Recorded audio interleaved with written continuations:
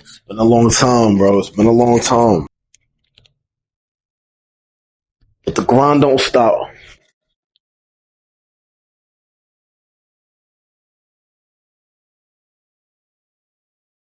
All right, nah, for real though.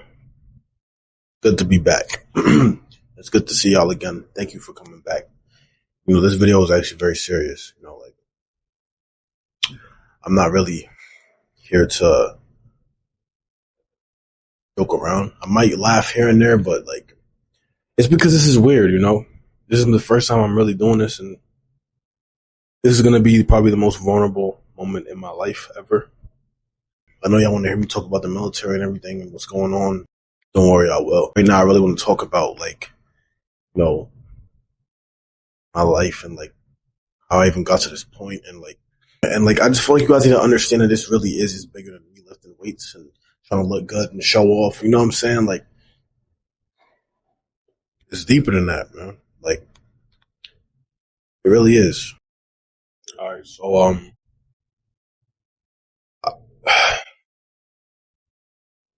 I said before, this is probably like the most vulnerable I'm ever gonna be. I've never done this before. This is actually very weird.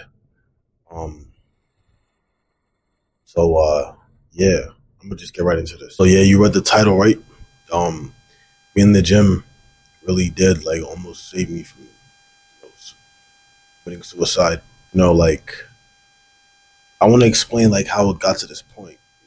So for those of you who don't know, I'm actually from England. I was born in England, raised in England until I was like 11 years old. And I moved to New York when I was 11 years old, and that all happened due to my family pretty much splitting up. I used to live in a family, 5 children. I had 4 brothers. No, I had 3 brothers, 1 sister. Right, me and my sister was like this, very close. You know, and me and my brother, same thing, like this. It was close. You know, the family was good. We was a good family. We was happy together. Over time, things got bad between me and my mom. Me and my mom and my father. All right, but mainly between me and my father at first. I'm gonna get in between all that later. But essentially, my mom was a stay-at-home mom. My dad was a blue collar go getter, working father, breadwinner, for the house. Dad always preached health. He always talked about, getting in shape, eating right food. Because, for me at a young age, I was allergic to cheese. My immune system was actually very weak. So I couldn't eat cheese, couldn't eat pizza.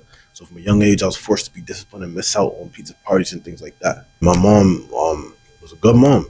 She still is a good mom. It's just the thing what she did, like I'm gonna get into that. But my mom was good. She would cook food for us, be a typical stay at home mom. Um, you know, and I loved my mom. That's I don't know how I feel right now. Like I still have a place in my heart, but it's just like I had to separate. Continue the timeline. So as you know, my father go getter. My mother is stay at home wife. Over time, my uncle, which is my father's cousin, is homeless. So my father, being the good man that he was, helped my uncle and let him move in to the house. So when he moved in, things happened. A lot of things was going on. Like my father was gambling because he's just trying to get more money for the family, for the house that we had. We had a big house. He lost a lot of the money. My father, at the same time, what happened is my mother had an affair with my father's cousin who was in the house. So, it's caused my father to be suicidal. This happened all when I'm at like 11 years old. And so, even now I'm still processing it because I was young. I didn't really understand what's going on. So now that I've really realized what has happened to me as a person, why I'm led to this very point, it's like I'm just processing it. I'm just going along as a journey, and you're witnessing it in real time. Years old, this happens, and so this leads to the family splitting up. Me and my little brother and my sister go to New York with my second older brother. We're in a house, we're in an apartment now, 3 bedroom apartment in New York, South Side Queens. An environment that's not for the weak. If you know, you know. We're in that environment now. Eventually, my brother goes back to England due to some issues. I'm in a house. It's just like animosity, like the kid upstairs. He's getting abused. I'm always hearing that all the time. My childhood friend, he got kicked out of his house because of things he's going through. Like this is a whole new environment. It's not like England anymore. My other friend, who now recently just got out of jail, was going through some things as well. Trying to live that lifestyle that was just not the lifestyle he should have been living. And so now I'm in an environment. I'm in New York, with a British accent, and obviously the influence got to me. I lost the accent. I don't have it no more. But it's just so new to me. I gotta adapt to it, and you know, having the accent is kind of funny as well. So people would make fun of it, and I had to change. I had to learn the New York ways and just understand how to move in that kind of environment. The thing is, whole time, like, I'm not really enjoying it because my relationship with my grandma was terrible. The environment was just bad. Like I was a happy kid that just pretty much faced reality for real for the first time. Like living in a toxic household environment. You know what I'm saying? Like my grandma did not like me at all. Like at all. Like I want to say it was abusive, but like I just feel like the ego in me doesn't even want to say that. You know what I'm saying? Because it's like, oh, I just need to toughen up. But like, it wasn't good. Even to the very down to the very last moment I seen her, it was not a good relationship that I had with my grandma. Eventually, I had to leave my family because I couldn't take it anymore living in New York. I was losing friends. Like I just going through a lot. Like I lost my friends, my 2 closest friends. I wasn't cool with them.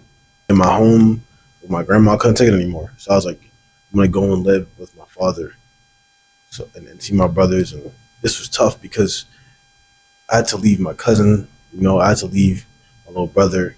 I had to leave my sister, who was cool at that point. Like the family just split up. You know what I'm saying? So now I'm in England living with my father. I think at this time I'm 13 or 14 years old, and you know that transition was tough. It was definitely a better environment for me though. I learned a lot. Being with my father. Yeah, like I used to just work with my father and do those things. It was a learning experience to see the difference of those environments and how it really affected me as a person. So from that transition from being in New York and England, I didn't really, I guess, have much friends. Like I was popular and known because of my American accent, but I wasn't really. I really feel like I could connect to nobody for real. And eventually, I led to just finding porn and masturbating. Due to my friends like telling me about it, like some people telling me about it. The kids were talking about it at the time, and so I tried it one night, and from there I just became addicted, and that really caused a lot of anxiety and depression for me because I didn't understand the way biology was getting affected in my body from doing that. You know what I'm saying? So losing a lot of vitamins like B1, B12, all these things that raise your testosterone and make you feel good within yourself, that you're supposed to transmute that energy into like your purpose as a man. Like I was just releasing it, and you know, just going through all these things. Like I was confused. And it was weird talking about this with like um anybody because it's just like, who am I supposed to talk to about this? And I didn't talk to nobody about it. I remember vividly like one time I was in church, like, and I seen this girl I had a crush on, and like, I'm sorry, I gotta laugh at this because now I look back at it, it's like it's kind of funny because I used to jack off so much, like it was it was already tough, like trying to talk to guys and like make new friends, but like when she came around to me and she was talking to me, like she was doing this little church thing, so it was all like it wasn't just her, it was a bunch of other girls too. They were recording me, and I pretty much had a mental breakdown. Like I didn't start crying, but I was just like so awkward, just tense. It was embarrassing. very embarrassing, and I still hold that shame a little bit till this day. But yeah, let me stay on track. I feel like I'm going on a tangent here. So I had that as an addiction. Nonetheless, though, I was still working out. Working out was still part of my life. Playing basketball, had uh, you know hoop dreams. Obviously, that did not happen, and I just eventually, my father, he got married, and then he wanted to move to Florida because that's where he was gonna live. His wife is, and I had to go back to New York because my little brother's suicidal. He was going through it, and there's no father figure in the house. It's just ran by women. His big sister, grandma, and his mom. Our mom, I should say. So I had to go over there. I went over there and pretty much fulfilled that role as best as I could, being like 16 years old. So once I pretty much made it to New York, I was met with animosity. My sister wouldn't say a word to me, would not talk to me at all. Straight animosity. Any chance she had, she would slam the door, show me attitude, pretty much make it a bad vibe anytime I'm around her. I try to talk to her. We even try to rekindle things when we went to trip down to Florida. Like over time when I was there, went to go to Florida to see her father for like a couple of weeks. Then that got messed up because of some other family issues. Like, you know, yeah, like I poured my heart out to her, and she pretty much stomped on that, and doubled down even more on showing me attitude and not saying a word to me. Like, kid you not, like be in a room, wouldn't say a word, not even look at me.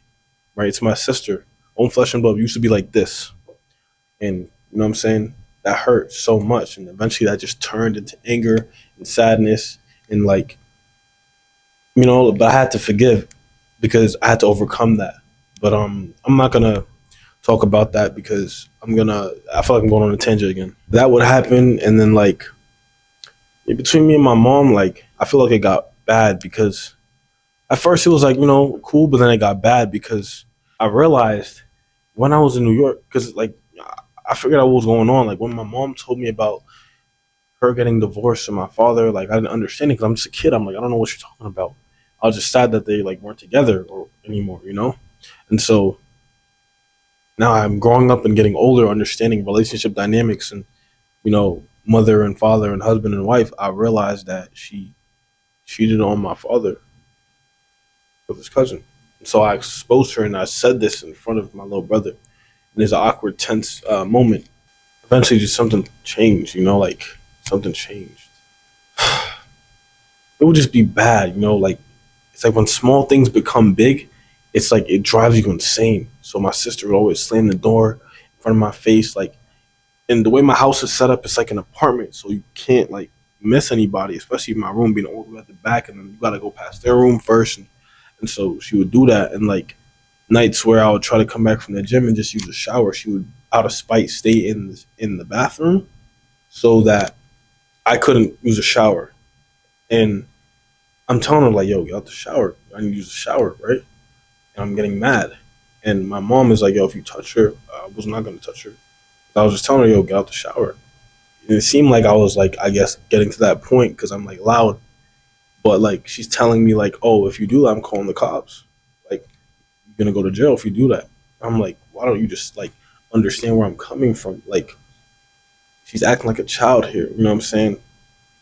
And you know what I'm saying? Like it's a lot to it that I gotta describe. I'm just trying to keep it brief. Yeah. So once that happened, like it was just so much stress. Like this would happen like a lot, very often. You know what I'm saying? And like it got to a point where we was having arguments out in public. My mom calling me a fucked up child in front of everybody when we was on the train one time. And then she's crying, and my auntie's getting involved, and everybody's getting involved. Everybody was getting involved. And so I just realized like, yo, this is bad. Like, and I was just so depressed and like I was suicidal. 'Cause I'm like, I can't take this anymore. Like, I want to leave. Like, I need a better environment for myself. Like, I'm glad my little brother's doing better because I'm teaching him about like different things and like how he can improve himself. And we're just cut out there for a moment. But like I was saying, it will get bad like that, right? And my brother was doing better, and eventually I just had to. I was just depressed. I was suicidal. I was doing drugs, smoking weed, and doing other stuff, and like I was just so stressed out. Like I couldn't take it anymore. I felt like I was trapped in a corner. And the gym was my only way out. Like once I was old enough to go to the gym, it was over because I was already working out at home. You know, seeing how the prisoners worked out, going to failure all the time, getting muscle when they have nothing because they're already going through hell, and I felt like I could relate to that. You know what I'm saying? They're in prison. I felt like I was in prison as well, being trapped in a house where everybody felt like an op to me. You know what I'm saying? Like an opposition. Like they didn't want to see me win. So seeing the prisoners work out, it was like an inspiration because I'm like, yo, these guys is going hard. The forbidden pre-workout for real.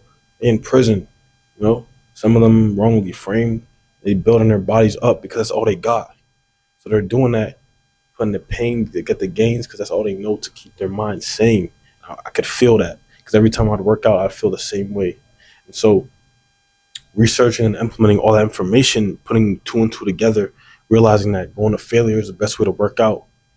And then once I got in the gym, I got off my vegan diet, like, you know, and like even when I was on my vegan diet too, and like going through puberty and going to high school, all this like depression and anxiety, like, bro, just putting that into the workouts, man. That's all I had. That's all I felt like I had. Didn't have friends. I didn't have no girlfriend, none of that. Despite what you guys may think, a lot of people say that, like, oh, get all the girls. Nah, bro. When your mental health is on the ground, then yeah, that's just not the that's not even in the picture, bro. Put two together, I eventually got old enough to go to the gym, and then I'm in the gym working out and just channeling all this frustration and energy into the gym. I was even practicing celibacy at the same time, like on my semen retention, because I'm trying to get my life right, trying to figure out what I need to do to get out of this environment. Yeah, just everything opened up, everything changed. Especially like when I got like bigger. Once I got bigger, got the gains when I wasn't skinny anymore. Like I didn't have any guys in the neighborhood pressing me anymore because I was skinny. Like I was getting more respect.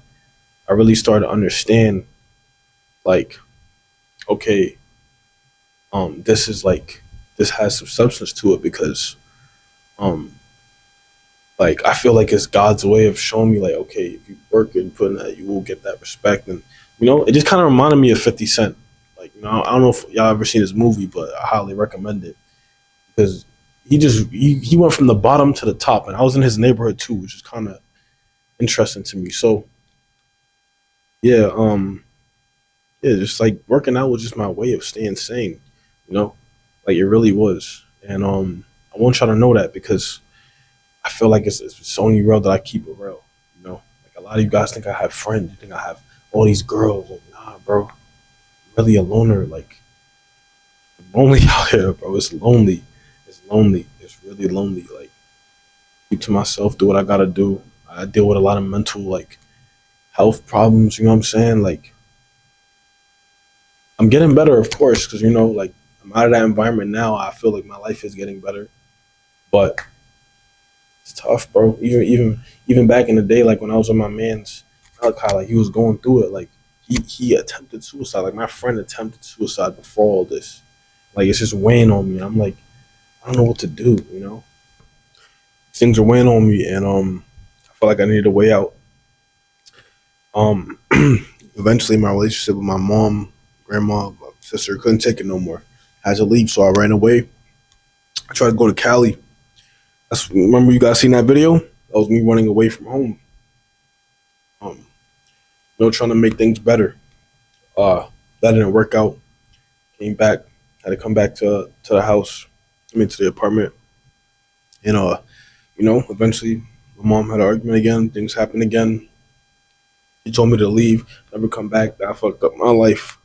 You know what I'm saying? She didn't see my vision being a personal trainer, and I don't know how she felt about me, but she said that when she said that, that was it.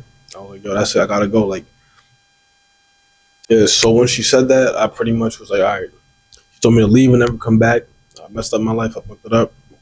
I was like, okay, I'm gonna join the Air Force and get my life right. I hurt leaving my little brother. I believe he's doing right. He's doing better now. He's older now. You know what I'm saying? And yeah, I just had to do what I had to do, and that's why I'm here now, trying to make things right. A lot more where I came from. I just can't put it all into one video. So yeah, I know this is weird, like me doing this. Like it's so weird. I never done this before. This is the most like vulnerable I'll ever be because you know I just felt yeah. But it's been Moonga. I got some more videos coming out. I'm gonna tell you about what's going on in the military. I got a lot. I got to push on so much that I've uncovered. So stay tuned for that. I love y'all, man. I'm out. Peace.